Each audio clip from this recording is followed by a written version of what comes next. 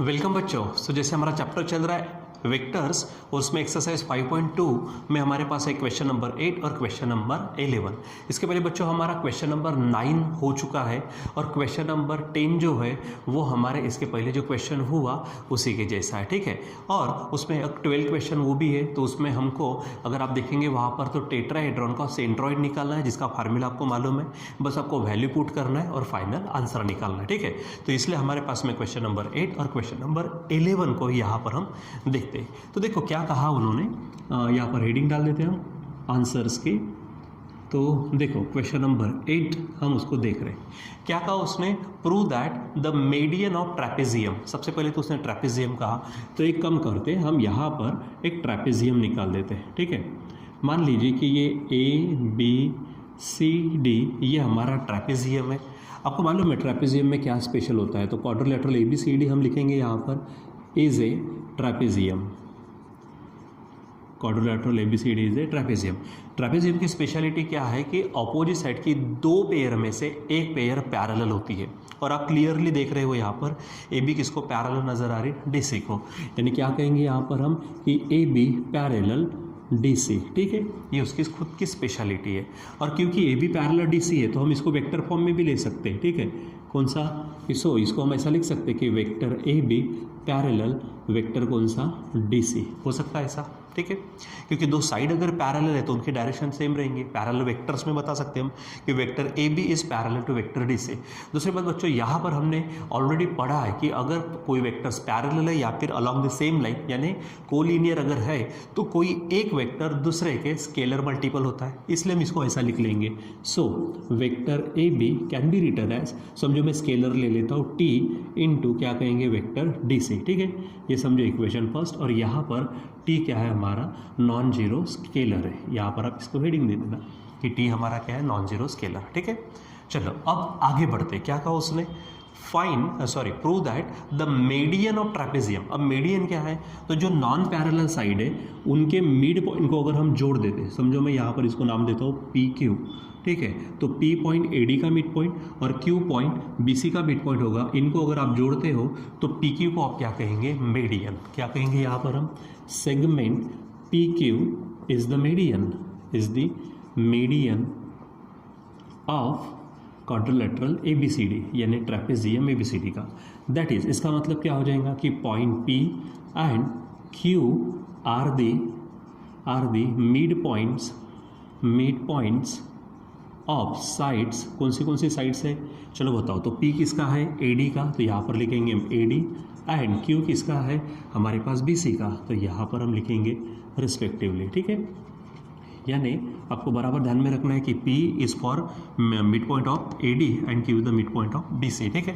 अब यहाँ पर हम हेडिंग दे सकते हैं कौन सी, बाय मिड पॉइंट फार्मूला, यानी क्या बोलेंगे, बाय मिड पॉइंट फार्मूला। हम ये पढ़ चुके हैं, बाय मिड पॉइंट फार्मूला, ठीक है। तो चलो बताओ मिड पॉइंट फार्मूला से क्या होगा। तो P मिड पॉइंट है किसका, AD का, इसीलिए हम यहाँ पर बोलेंगे वेक्टर P यानी position vector of P is equal to vector A plus vector D upon 2। तो vector A plus vector D upon 2, यहाँ पर ये D है, ठीक है। ये समझो इक्वेशन सेकेंड है। दूसरी बात, यहाँ पर Q किसका मिड पॉइंट है, BC का, इसलिए position vector of Q is equal to vector B plus vector C upon 2 होगा। तो वेक्टर यहाँ पर आप लिखेंगे vector B plus vector C upon 2, इसको नाम दे देंगे इक्वेशन 3, ठीक है। चलो अब कहा क्या है, फिर से देखते, the prove that the median of the trapezium, मतलब कौन, PQ, यानी किसके बारे में चल रहा काम हमारे PQ के, ठीक है। इस parallel to it's a parallel sides, जो ट्रैपेजियम की पैरेलल साइड है, ठीक है। यानी ये जो PQ है ये किसको पैरेलल बताना है, जो ऑलरेडी पैरेलल साइड से ट्रैपेजियम के, यानी PQ पैरेलल AB और PQ पैरेलल अब DC यहाँ पर आपको बताना है, ठीक है। एक बात, दूसरी बात, एंड इट्स अ लेंथ यानी PQ की लेंथ, यानी PQ is equal to half यहाँ पे लिखेंगे हाफ यानी 1/2 the sum of parallel side. The sum का मतलब एडिशन, पैरेलल साइड यानी AB और DC, ठीक है। AB प्लस DC की जो पैरेलल साइड्स है, ठीक है, यानी AB DC जो पैरेलल साइड्स है उसके एडिशन के हाफ, यानी ये दो चीज़ें हमको क्या करना है, बताना है, ठीक है। तो चलो वेक्टर PQ को ले लेते हैं। नाउ क्या बोलेंगे हम, वेक्टर PQ यहाँ पर लिखेंगे हम vector P Q is equal to, आपको मालूम है वेक्टर पी क्यू को कैसा लिखते हैं हम, तो vector Q minus vector P हो जाएगा। चलो अब हम क्या करेंगे, इसमें वैल्यू रखेंगे। तो आप देखो ये क्यू है, तो क्यू यहाँ से रखेंगे, तो vector B plus vector C upon 2 होगा, माइनस पी यहाँ पर रखेंगे, यानी vector A plus vector D upon यहाँ पर 2 ले लेंगे। ठीक है, ये कहाँ से रखा हमने, फ्रॉम, यहाँ पे हेडिंग डालेंगे फ्रॉम सेकेंड एंड थर्ड, ये हो गया। अब इसको सॉल्व करते हैं। तो देखो क्योंकि हमारे पास यहाँ पर दोनों के पास डिनोमिनेटर 2 है, तो इसको रीएडजस्ट कर सकते हैं हम। ये हमारे पास में है वेक्टर बी, यहाँ से माइनस ए ले लेता हूँ मैं अपॉन 2, ठीक है, और यहाँ पर होगा आगे में प्लस, हम इसको लिख सकते हैं यहाँ से देखो ये वेक्टर सी, यहाँ से माइनस वेक्टर डी अपॉन 2, हमने इसको एडजस्ट कर दिया यहाँ पर। ठीक है, चलो अब अगर हम यहाँ पर अगर देखते हैं तो अब देखो vector B minus vector A क्या होगा, जैसे P Q is equal to Q minus P, वैसे ही बी माइनस ए का मतलब क्या हो जाएगा, vector A B upon 2 plus यहाँ पर क्या होगा हमारे पास सी माइनस डी है, इसका मतलब वेक्टर डी सी अपॉन 2 ऐसा हो जाएगा। ठीक है, अब हमारे पास और कुछ है क्या, देखते हैं। ए बी देखो, डी सी देखो, ए बी डी सी आप देखेंगे A B is equal to T D C है इक्वेशन 1 में, तो इस वेक्टर ए बी की जगह पे we can put T into D C, यानी T into vector D C upon 2 plus vector D C upon 2 हो जाएगा ऐसा। अब आप यहाँ से देखो तो आप डी सी को कॉमन निकाल सकते हो। समझो मैंने डी सी को कॉमन निकाला तो यहाँ पे बचेगा टी, ठीक है, अपॉन 2 रहेगा, ठीक है, प्लस यहाँ से डी सी को निकाला तो प्लस 1 अपॉन 2, तो कंबाइन करेंगे तो इस तरह से रहेगा, और यहाँ पर लिखेंगे वेक्टर डी सी। ठीक है, अब बच्चों टी यहाँ पर क्या था, हमारा स्केलर था, 1 और 2 भी स्केलर ही है हमारे, ठीक है, नंबर्स ही है, तो उनको अगर हम सॉल्व करते थे एक नया कांस्टेंट, एक नया स्केलर मिल जाएगा। तो इसके जगह पे आप रख देते, समझो मैं यहाँ पे m रख देता हूँ, यम इंटू डी सी। ठीक है, यहाँ पर क्या हो जाएगा कि यम किसके जगह पे रखा, तो टी प्लस 1 अपॉन 2, ठीक है, एक न्यू स्केलर, यहाँ पे क्या बोलेंगे, न्यू स्केलर। ठीक है, ये हो जाएगा। अब आप यहाँ पे क्लियरली देख सकते हो, क्या नज़र आ रहा है आपको, ठीक है, तो लेफ्ट हैंड साइड में क्या है कि vector P Q is the scalar multiple of vector D C. ठीक है, यानी क्या बोलेंगे, so vector P Q is scalar multiple of vector D C. ठीक है, इसीलिए बोलेंगे कि vector P Q is parallel to vector D C, हो जाएगा ऐसा। ठीक है, और इसी के चलते दैट इज करके हम लिखेंगे क्या कि P Q parallel D C, ये हो जाएगा।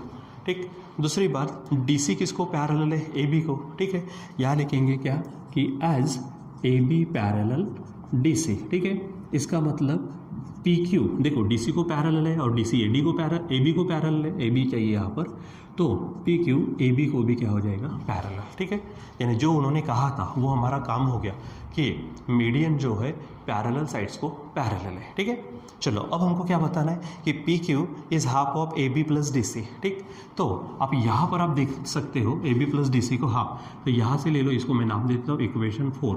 ठीक है, नाउ तो यहाँ पर ऐसा बताना है ना, देखो यहाँ पर हमारे पास फ्रॉम 4 क्या हो जाएगा, P Q, vector P Q is equal to क्या है हमारे पास में ये, तो वेक्टर ए बी यहाँ पर बराबर लिखिए, vector A B upon 2 plus vector D C upon 2, कहाँ से, तो फ्रॉम 4 हमने ऐसा लिखा। ठीक है, अब इसको थोड़ा सा सॉल्व कर लीजिए। ठीक है, दैट इज़ अगर हम इसको क्या करते हैं, यहाँ पर थोड़ा सा अगर 1/2 कॉमन निकालते हैं, यानी क्या हो जाएगा, vector P Q is equal to 1/2, यहाँ पर होगा vector A B plus vector D C, हो जाएगा। और यहीं पे मैं कंप्लीट करता हूँ इसको, ये देखो ये वेक्टर फॉर्म में आप इसको मैग्नीट्यूड में लिख सकते हो, यानी P Q is equal to half of A B plus D C. ठीक है, यानी इस तरह से आप यहाँ पर सेकंड जो पार्ट है उसका कि इट्स अ लेंथ, यानी मीडियन की लेंथ मतलब P Q is half the sum of parallel sides, यानी half of A B plus D C. ठीक है, इस तरह से कर सकते हो, तो बराबर सिस्टमेटिक पद्धति से उसको आप सॉल्व करिए। ठीक, चलो अब क्वेश्चन नंबर हमारे पास है 11, तो यहाँ पर 11 की हम हेडिंग डाल देते हैं। देखो क्या कहा उसने, if the centroid of tetrahedron O A B C, ठीक है, ये क्या है उसका सेंट्रॉइड है, यानी ये जी हो गया आपका। ठीक है, क्या बोलेंगे हम, let G be the centroid of tetrahedron tetrahedron O A B C, ठीक है, ये हो जाएगा। तो यहाँ पर उन्होंने ये जो पॉइंट है ये हमारा क्या है, जी है, और वहाँ पर उन्होंने ए बी और सी के कोऑर्डिनेट्स दिए हैं, तो हम यहाँ पर ले लेते हैं, ठीक है। लेट, अब क्या बोलेंगे, लेट जी, दूसरा क्या है ओ ए बी सी, क्या है ये be the position vectors of points, कौन से पॉइंट्स है यहाँ पर, तो जी किसका समझो, कैपिटल जी का, ओ समझो उस पॉइंट ओ का, ठीक है, ये ए, ये बी और ये सी रिस्पेक्टिवली, ठीक है। तो क्योंकि क्वेश्चन में दिया है तो वहाँ पे लिखने की ज़रूरत नहीं, हम डायरेक्ट लिखेंगे, ये जी हो गया, ये ए बी सी दिया, ओ दिया नहीं तो ओ को हम ओरिजिन समझेंगे, जिसके कोऑर्डिनेट हमारे क्या होते हैं 0 0, यानी 0i + 0j + 0k, इस तरह से उसको लिख सकते हैं, यानी कोऑर्डिनेट 0 0 0 के कारण, ठीक है। तो डायरेक्ट जी लिख लेंगे यहाँ पर, सो वेक्टर जी, ठीक है, ये हमारा जी है, तो क्या होगा 1 2 -1 है, मतलब i + 2j - k, ये हो जाएगा यहाँ से। अब a के लिए, तो a यहाँ पर क्या हो जाएगा, वेक्टर a, देखो वेक्टर a क्या कहा, खुद a 2 3, यानी क्या होगा ai + 2j + 3k, ठीक है। ये जो हमारा है ये b है 1b2, यानी हम यहाँ पर लिखेंगे b = 1b2, यानी क्या हो जाएगा i + 2j प्लस, सॉरी यहाँ पे 2 नहीं चाहिए, यहाँ पर b चाहिए, और यहाँ पर 2, ठीक है। और तीसरा है ये c, यानी क्या हो जाएगा c, वेक्टर c होगा 2 1 c, मतलब 2i + 1j, मतलब सिंपल j, और वहाँ पर c k हो जाएगा, ठीक है, इस तरह से। और क्योंकि हमारे पास o नहीं है तो लेट o को क्या ले लेते, vector o = 0i + 0j + 0k समझो, ठीक है। तो ये चलो हमारे जो कंसेप्ट दी थी उसके बारे में हो गया। अब कहा क्या उसने, find the distance of P, P के कोऑर्डिनेट्स क्या है ए बी सी, जो हमको कहाँ से मिलेंगे ए बी सी, यहाँ से सॉल्व करने के बाद फ्रॉम द ओरिजिन हमको डिस्टेंस निकालना है। तो डिस्टेंस निकालने के लिए तो हम डिस्टेंस फार्मूला यूज़ करेंगे पी और ओ के बीच में, ओ यानी ओरिजिन, ठीक है।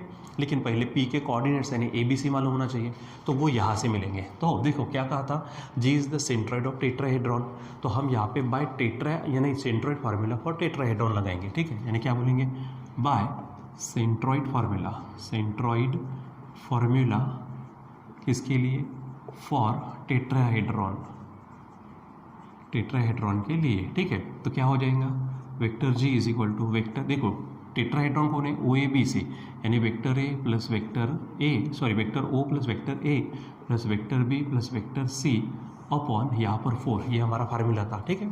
चलो अब इसमें ना वैल्यू रख दो, ये ओ देखो, ओ क्या है हमारे पास में, अब आप यहाँ से 1/4 कॉमन निकाल सकते हो, ठीक है। और यहाँ पर ओ, तो ओ के क्या है 0i + 0j + 0k, ठीक है, यहाँ पर बराबर इसको लिखिए, प्लस वेक्टर ए, देखो वेक्टर ए कहाँ यहाँ पर, तो ये होगा ai + 2j + 3k, ठीक है, प्लस हमारे पास कौन है b, तो b है i + bj + 2, यहाँ पे k चाहिए, ठीक है, 2k प्लस c है हमारे पास में 2i + j + ck, ठीक है ऐसा। अब इसको सॉल्व करो, अब ये 4 हमने 1/4 के इसमें निकाल दिया। अच्छा, यहाँ पर हमारे पास g के भी कोऑर्डिनेट्स दिए हैं, तो मैं यहाँ पे g के भी कोऑर्डिनेट्स यहाँ लगा देता हूँ, पहले इसको सॉल्व करते बाद में लिख देते, ठीक है। यानी क्या हो जाएगा = तो ये 1/4, अब यहाँ पर आप सॉल्व करिए, देखो 0i छोड़ दो, यहाँ पे देखो i है a, तो a है, फिर उसके बाद यहाँ पे 1 है और यहाँ पे 2, यानी यहाँ पर हमारे पास हो जाएगा कौन सा, एक काम करते हैं पहले g की वैल्यू रख देते हैं, तो g क्या है हमारे पास, सो i + 2j - k = ठीक है। अब यहाँ पे नीचे में कौन हो जाएगा 4 हो जाएगा, तो 1/4 लिखते हैं।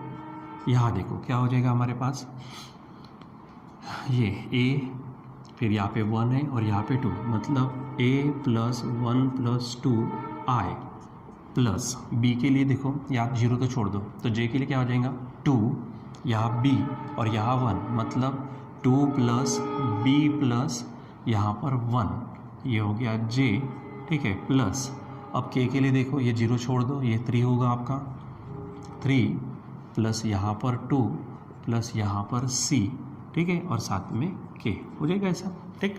अब इसको ट्रांसफ़र करो, तो 4 से मल्टीप्लाई करते हैं तो ये 4i प्लस 4 2 ज़ा 8j माइनस 4k, ठीक है, इस इक्वल टू, अब देखो यहाँ पर क्या होगा, ये देखो ये a प्लस 2 प्लस 1 ये 3i होगा प्लस ये 3 यानी b प्लस 3j होगा प्लस यहाँ पर c प्लस 5 यहाँ k हो जाएगा, ठीक है। अब बाय इक्वेलिटी ऑफ वेक्टर्स के इक्वेलिटी के कारण, तो i के साथ जो है वो इधर i के साथ, तो a प्लस 3 देखो a plus 3 is equal to 4 होगा, ठीक है, और इसीलिए a इज इक्वल टू 4 में से 3 जाएगा तो 1, a की वैल्यू मिल गई, ठीक है। दूसरा क्या होगा, b plus 3 is equal to 8, b plus 3 is equal to 8, so b is equal to 8 minus 3 यानी 5 होगा।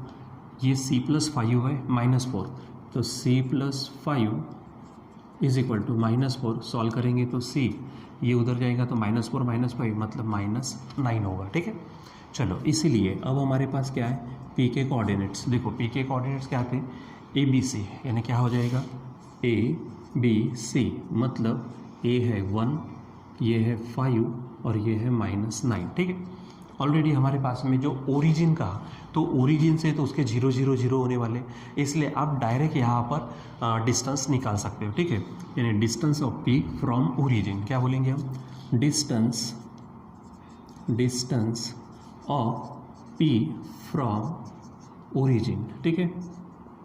तो उसके लिए आप यहाँ पर बोल सकते हो PO बोल सकते हो, यहाँ पर आप डिस्टेंस जो है वो समझो PO है, तो बाय डिस्टेंस फार्मूला आपको मालूम है, डिस्टेंस फार्मूला क्या है, x2 माइनस x1, लेकिन यहाँ पर अगर हम ओरिजिन की बात करेंगे, या तो आप इसको x1 यानी ये पहले ले लो या फिर बाद में ले लो, लेकिन होगा तो 0, इसलिए डायरेक्ट मैं इसका यहाँ से सॉल्व करता हूँ, 1 माइनस 0 बोलो, ठीक है, या फिर 0 माइनस 1 उसका स्क्वायर, वो भी वही होगा, ठीक है, यानी क्या हो जाएगा, सिंपली 1 का स्क्वायर प्लस यहाँ पर 5 का स्क्वायर प्लस -9 का स्क्वायर, क्योंकि यहाँ पर ओरिजिन है, ओरिजिन के कोऑर्डिनेट 0 0 होते हैं, इसलिए पूरा डिस्टेंस फार्मूला लिखने के बजाय डायरेक्ट हमने इसके ही स्क्वायर की एडिशन करी यहाँ पर, ठीक है। अब इसको सॉल्व कर लीजिए, यहाँ पर होगा 1 का स्क्वायर 1, 5 का स्क्वायर 25, ठीक है, प्लस -9 का ये होगा 81, ठीक है, और finally PO is equal to, देखो 1 प्लस 5 6, ठीक है, 6 और 1 ये हो जाएगी रूट में 7,